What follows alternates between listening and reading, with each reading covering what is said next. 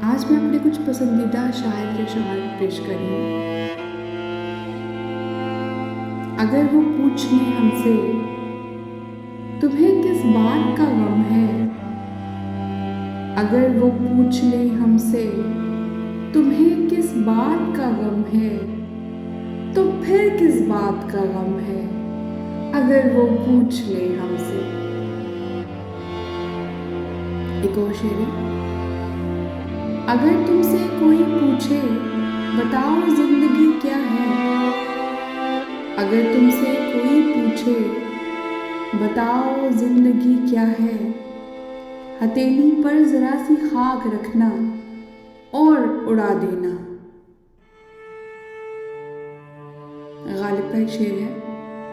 हजारों ख्वाहिशें ऐसी कि हर ख्वाहिश पे दम निकले, हजारों ख्वाहिशें ऐसी कि हर ख्वाहिश पे दम निकले, बहुत निकले मेरे अरमान लेकिन फिर भी कम निकले।